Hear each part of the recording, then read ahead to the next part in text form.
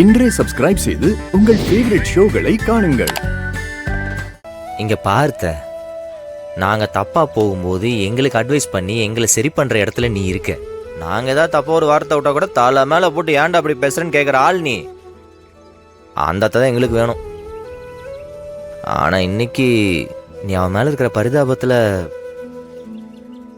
உன்னோட நிறைய நல்ல குணத்தை இழந்துட்டியோன்னு தோணுது. ஆமாடா, நான் இழந்துட்டேன், ரொம்ப மாறிட்டேன். போதுமா? அத சொல்லல, நான் கோவப்படுற பத்தியா? இப்ப கூட பேசிட்டு தானே இருக்கேன். சும்மா பாட்டு பாட்டுன்னு மூஞ்சில் அடிச்ச மாதிரி பேசினா என்ன அர்த்தம்? நான் ஒன்று சொல்லவா? குழப்பமான நேரத்தில் நம்ம ரெண்டு விஷயத்த பண்ணக்கூடாது.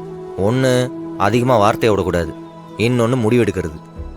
நீ இந்த ரெண்டையும் பண்ணிட்ட, அது நாளைக்கு நமக்கு எதிராக வந்து நிற்கும். நீ என்ன நம்புற இல்ல? அப்ப நான் சொல்றத கேளு. தயவு செஞ்சு இந்த விஷயத்துல என் கூட இரு. அது முடியாது மாறா, முடியாது. நான் அவ பக்கம் தான் நிப்பேன். யார் என்ன சொன்னாலும் நான் என் முடிவை மாத்திக்க மாட்டேன்.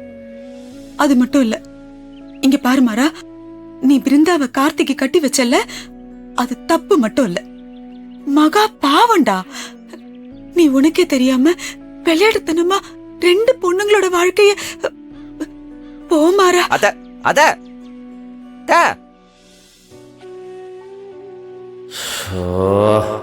யாரு பாசிட்டிவா இருக்கணுமோ அவங்கள நெகட்டிவா மாத்தி வச்சிருக்கா. இது இப்படியே விடக்கூடாது. சீக்கிரமே உன்னை பழைய வழியா மாத்தி காட்டுறேன், இல்லைன்னா பெரிய குழப்பம் வரும்.